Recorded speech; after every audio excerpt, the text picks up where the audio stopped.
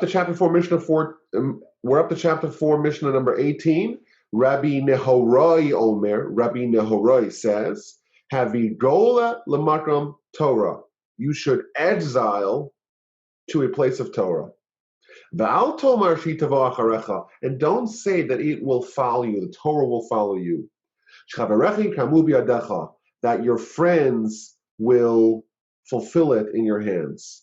Ve'el binascha al tisha'en. And it quotes a verse from Proverbs, don't rely on your own understanding. So this is another short Mishnah.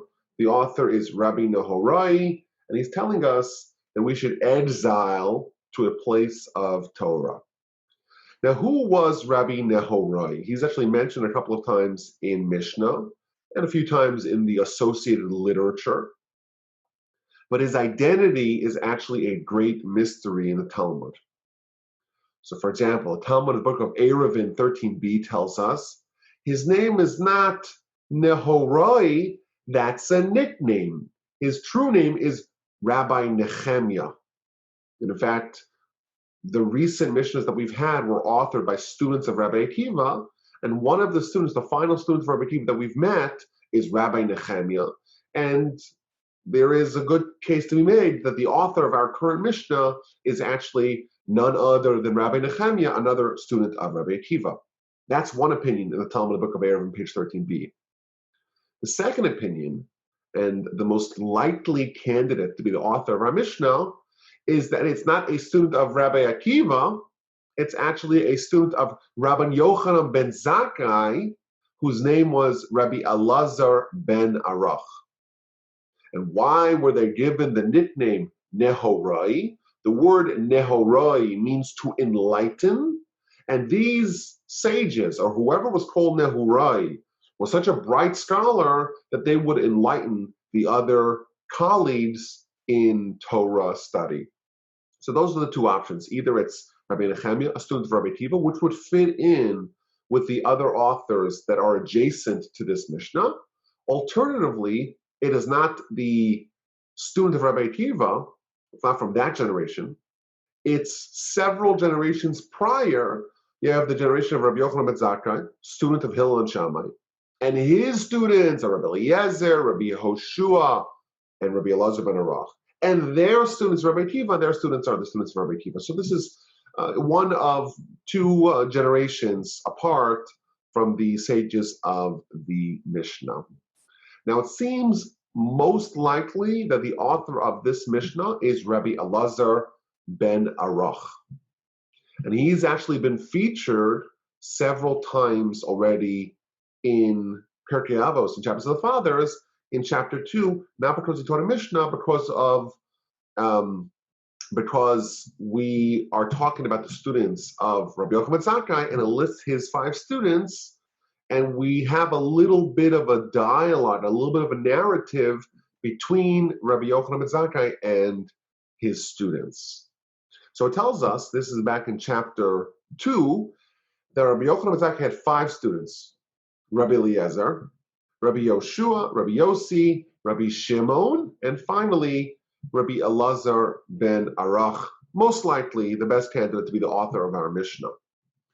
And back in chapter 2, we learned that each one of Rabbi Yochanan ben Zakkai's students, the 5 primary students, each one of them were classified by their great teacher, and they're told, we're told what their great characteristics are. So Rabbi Eliezer, we're told that he's like a cistern that doesn't lose a drop. All the Torah that you put into him, everything he retains. Rabbi Yeshua, we're told that his parents are praiseworthy. He's such a specimen and such an amazing child that we have to praise his parents. Rabbi Yossi is a chassid, he's a pious one. Rabbi Shimon is someone who's fearful of sin. And finally, Rabbi Elazar ben Arach, again, the best candidate to be the author of our Mishnah, he is like a ma'ayan hamit gaber. He's like an overwhelming spring. His Torah novel insights come with such rapidity that it's like a spring that's forever spewing more and more Torah. And then the Mishnah tells us which one of these 5 students were greater than the others.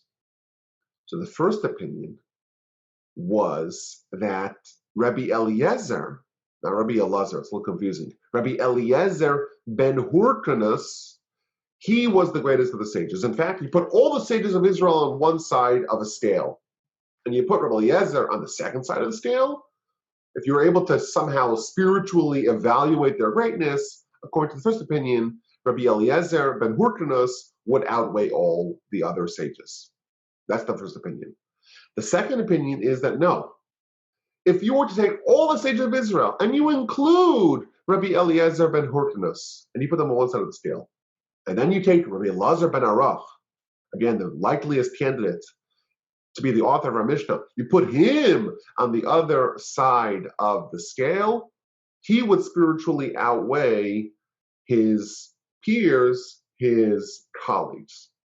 So we're talking about, at least as a student of Rabbi Yochanan ben Zakkai, Rabbi Yochanan ben Zakkai, the greatest sage in the land. And these are his 5 greatest students. And of the 5 greatest students, we have, at least according to one opinion, the student that outweighs, that outshines all the rest of them, the absolute best candidate to become the next great leader of the Jewish people is the author of our Mishnah.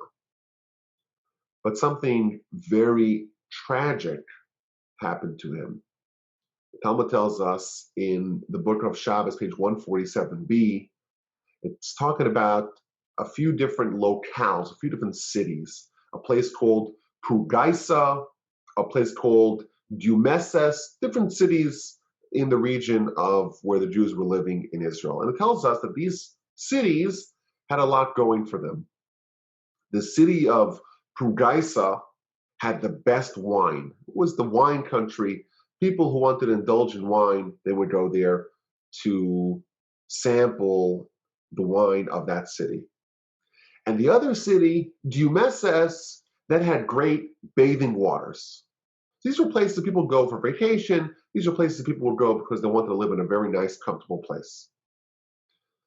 And the Talmud tells us that as a result of these cities and the tantalizing pleasures that they offered, the 10 tribes of Israel were lost. Why? There's 10 tribes in the northern kingdom of Israel, and they became pleasure seekers, and they would be interested in drinking wine and getting drunk and indulging and bathing, and they abandoned Torah. And consequently, they were lost from the Jewish people. That's the background of this story. So you have these cities, these locales that are very enticing for pleasure seekers.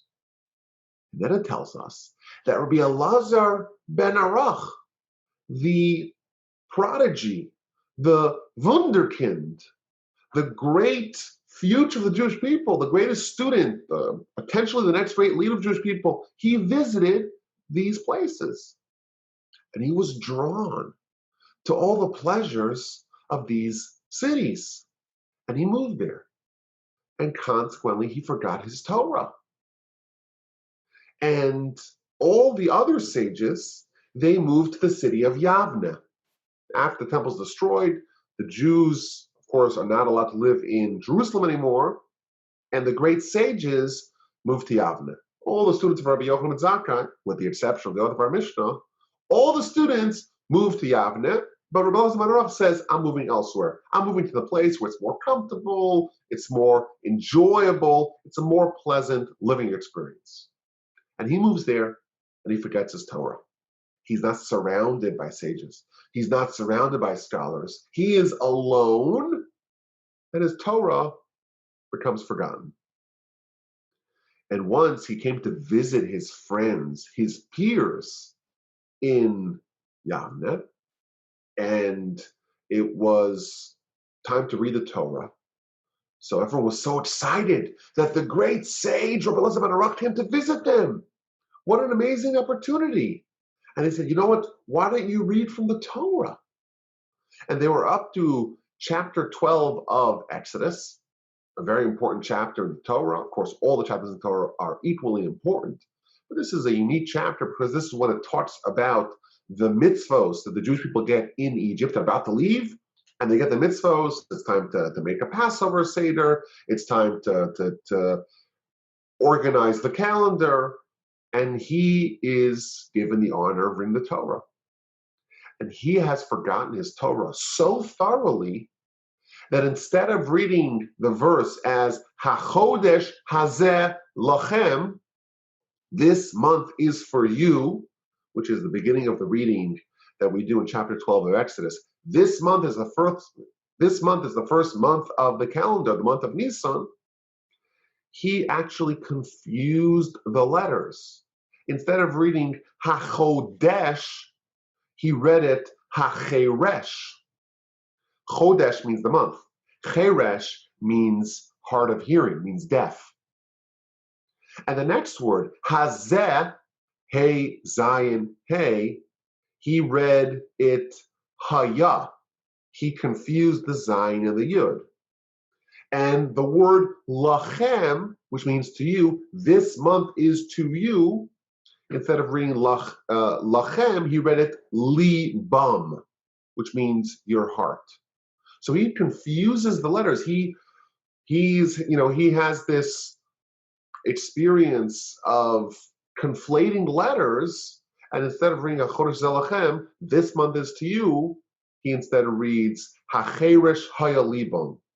Their heart became deaf. This is a terrible development. Again, one of the brightest minds, the brightest sages, the one who potentially outweighs all of his peers in Torah study and Torah greatness. A great future is anticipated for him, and now he has devolved to such a degree that he's not even reading the Torah properly. He's getting letters mixed up. And the sages were so shaken up that they all started praying. They prayed for him, and his Torah was restored. That's what the Talmud says.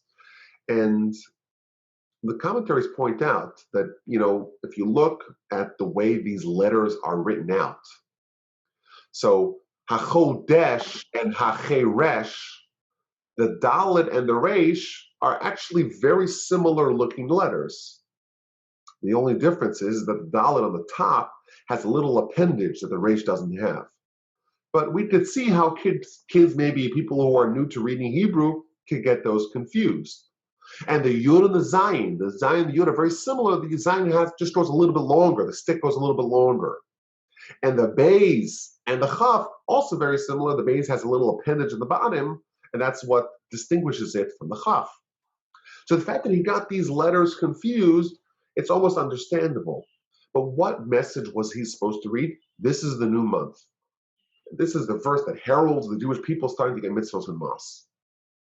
And instead, almost symbolically, he read it as if it said, their heart became deaf. He was someone who had this overwhelming spring of Torah. That's what his potential was. He had such sensitivity to Torah, his heart was a perfect receptacle of Torah. And now, sadly, his heart became deaf, and there's that deep meaning in his blunder. And it's actually somewhat ironic and sad. Back in chapter 2 of Pirkei Avos, Rabbi Yochanan Zakkai, he tasks his students, his 5 top students, go find the best path to choose in life and go find the worst path to choose in life. And Rabbi Elazar, the author of our Mishnah, he says the best path is a good heart, and the worst path is a bad heart. He comes up with all these heart-related insights because that's what he was. He had a deep heart for Torah, for holiness, for spirituality. And now, sadly, as a result of that, his heart became deaf. He lost that. And the Talmud goes on to say that this story is the background of our Mishnah. And the Talmud quotes our Mishnah. Our Mishnah says, that is why Rabbi Nehorai taught that you should exile yourself to a place of Torah. And the Talmud concludes, his name was not Rabbi Nehorai, his real name was Rabbi Elazar ben Arach. This is almost like an autobiographical Mishnah. Rabbi Elazar ben Arach, like the rest of the sages, they were forced to go into exile. They were living in Jerusalem, they had the temple, they had their teacher, Rabbi Yaakov ben Zakkai, and they were studying together, and things were great. And then Jerusalem was destroyed. Living there was no longer tenable. They had to go into exile. And they were given various choices. There was the place that had all the wine, it had all the amenities, it was up and coming, great real estate, great bathing opportunities. It was a great place to live. Its real estate was very valuable. And what did Rabbi Elazar ben Arach choose? He chose to follow that particular path of exile. The rest of his colleagues, even though they were smaller sages than he was, they said, you know what, we're just going to follow the academy. We're going to exile to a place of Torah. And if all the sages are moving to Yavne, it's not as nice, the wine is not as good, the bathing opportunity is not as great, the real estate is not as special, but we're going there because that's where the Torah is following. And here, it's almost like the great sages lamenting the mistake that he made. I followed the wrong indicators in my pursuit of real estate. I should have exiled to a place of Torah. Now, his argument was, or his rationale was, after all, I'm the greatest sage. And he was the greatest sage. After Rabbi Yaakov ben Zakkai passes, who was the next greatest sage? It was Rabbi Elazar ben Arach. So he assumed that his force of personality would inspire others to follow him. And therefore, yes, the academy moved to Yavne, but eventually it will relocate to where he is. That's just the natural course of things. But obviously, it didn't work out. And the Midrash actually adds, to the story that when he saw that his peers were not following him, he said, you know what? It was a bad idea to move here. I'm going to move back to Yavne. He wanted to course correct. But his wife said, not a good idea. Who needs who? Does the mouse need the bread, or does the bread need the mouse? That's what his wife said. The other sages, they're like mice. They need your bread. They need your Torah. And therefore, they should come to you. You shouldn't come to them. And obviously, it's a very offensive thing to say about Torah scholars, to compare them to mice. And the logic of this argument maybe is true, but he was convinced by it, and he remained where he was, and subsequently, he forgot his Torah, and things really went south for him. And as a result, there are very few teachings that remain from Rabbi Elazar ben Arach or Rabbi Nehorai in the Talmud. One of them we do find in the end of the Talmud of Kiddushin, and again, it seems to once again be autobiographical. He says, quote, Rabbi Nehorai says, I will abandon all the crafts, all the trades in the world, all the occupations of the world, and I'm only going to teach my son Torah. Because Torah, a person can eat the benefits of the Torah in this world, but the principle of the reward for Torah is preserved for Olam Haba. Torah is the best occupation because you could eat its fruits here, but the principle remains for you in Olam Haba. Suppose someone is a craftsman and they get old or they get sick, they're on disability. You know what's going to happen to them? They're going to die in hunger. But Torah is not like that. Torah will guard you from all evil in your youth and will give you a bright future and destiny in your old days. So again, he is apparently reflecting on the choices that he made. He had, of course, the Torah priorities, but ultimately he chose to live in a city bereft of Torah.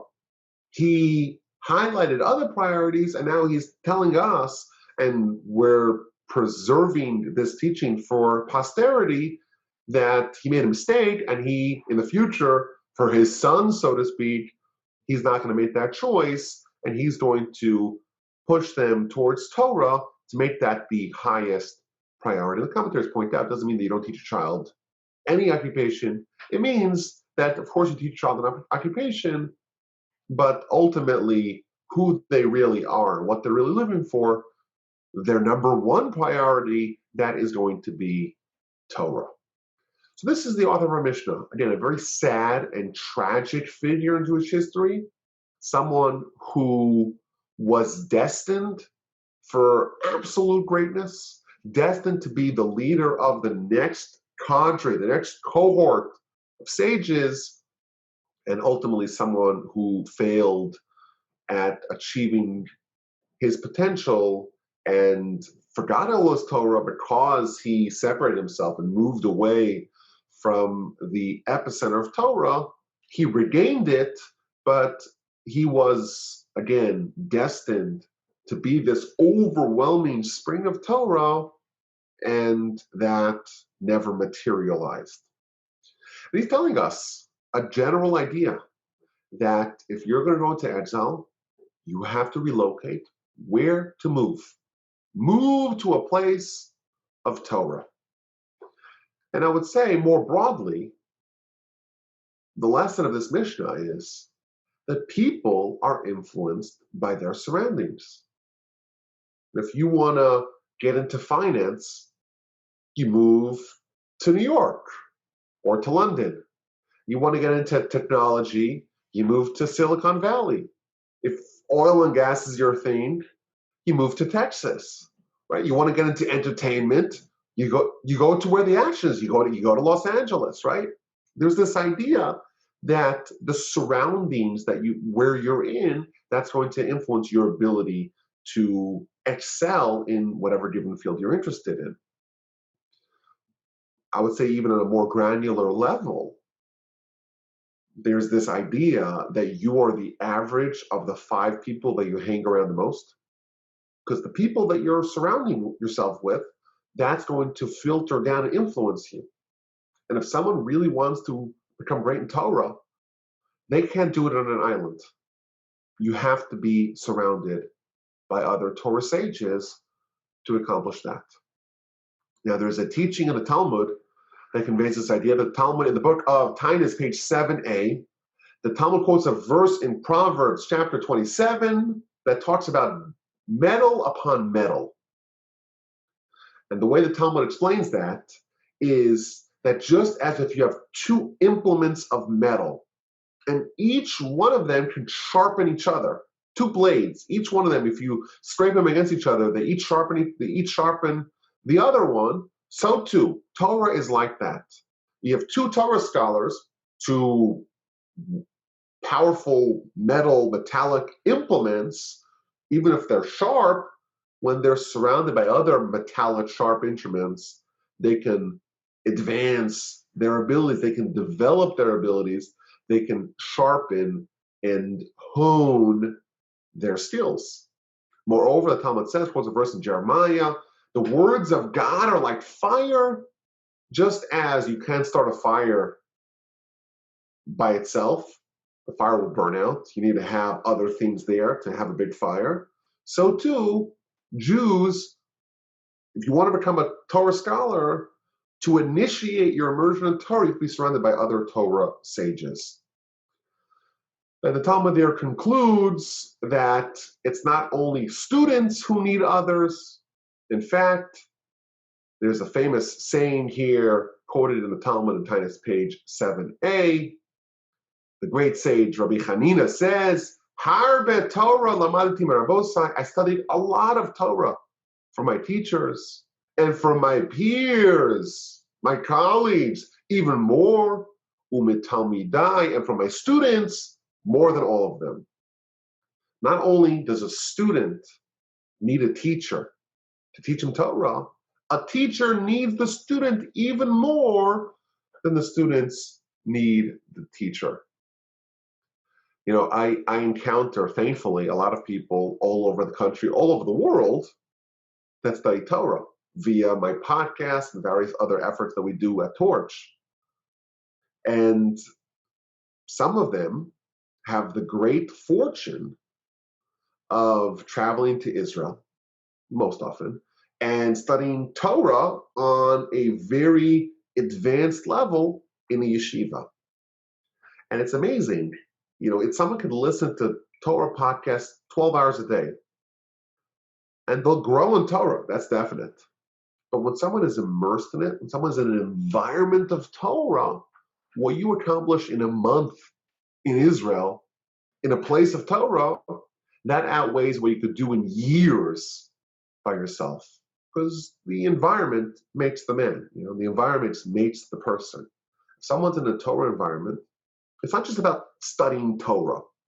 It's about being surrounded by Torah, being in an environment surrounded by people, a culture of Torah that really is absorbed, that really influences a person. Again, it doesn't say in our Mishnah you should exile yourself to study Torah. No. Exile yourself to a place of Torah. People are influenced not just by what they do, but by where they are. And if you're in a place of Torah, that is going to influence you tremendously. I'm reading this Mishnah. It does leave me with a little bit of a wistful feeling. I had the great fortune of spending more than 10 years in Israel studying in Shiva. And this is the epicenter of Torah in the world today is in Israel. And where am I now? Well, now I'm in my parents' basement in New York. But in general, moved to Houston, Texas. And Houston, thank God, it's got a great Jewish infrastructure. It's got lots of kosher food. It's got it has the makings of a very dynamic Torah community. The kids have a good school, and there's a lot of different shuls and a lot of people studying Torah. But it's not quite the same environment as Jerusalem, where the world's greatest scholars are all coalesced, well, in Jerusalem, but in Israel in general. And the great yeshivas with 10,000 students. Houston did open a yeshiva, by the way, this past year, a high school, yeshiva high school. And they have 4 students. And that sounds very small, but hopefully the beginning of something very beautiful. But 4 students, and then you have a yeshiva, just one yeshiva, there's probably hundreds of yeshivas in Jerusalem. But one yeshiva with 10,000 students, that's an emporium of Torah. And I left that to move to Houston. What was I thinking? Did I exile away from Torah to Torah? So that's a question that I'll have to wrestle with. It's obviously a dilemma, because when people are, I personally feel that there was a lot of abilities that were unearthed within me when I'm forced to teach, when I'm forced to be an influencer, when I take somewhat of a leadership role. I feel like I've actually grown a lot kind of in this new environment. It's been 8 years, it's not that new, I guess.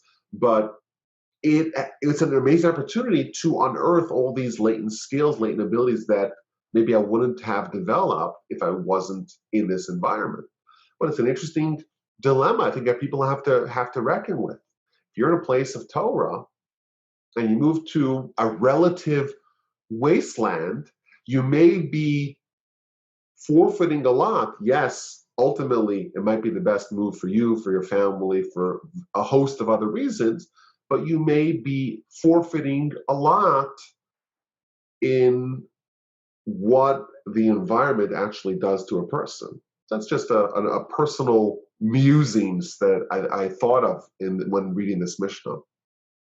But I think this advice comes from someone who went through this challenge, made, in his mind, the wrong decision, and is advising us not to repeat his mistakes. I would, again, speculate. There have been various waves of immigration from, of Jews from Europe to the United States and elsewhere. The first large wave of immigration, Russian and German Jews, moved to the United States in the 1880s. And a lot of these Jews left the poverty and the misery of Europe, but also left the Torah infrastructure of Europe.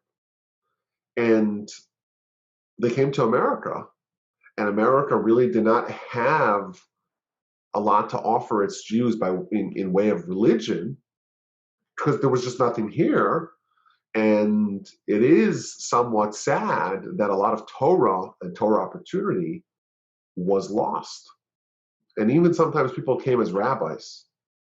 But if there's no school, there's no kosher food, and kids are going to public school, and kids don't have any Jewish friends or any Jewish network or any Jewish environment, how are they possibly going to grow up and be raised as good Jews? It's not easy, because what you could do as an individual is limited. The environment is going to often outweigh any sort of work that you do. And even as a parent, you're a parent, you want to influence your child. Where do you send to school? What are their friends into? That is going to have a much larger influence on how they turn out than the preaching, even maybe the praying that you do as a parent. I think it's a very powerful lesson for us. We're told sometimes we have to make choices. We have to go into exile, and we are being urged, we're being coaxed to take into account what kind of an environment we're going to move to. So that's this Mishnah, a very powerful idea, I think a very relevant idea to take into account the environment. The environment is going to determine largely how people turn out. Very powerful, very relevant lesson.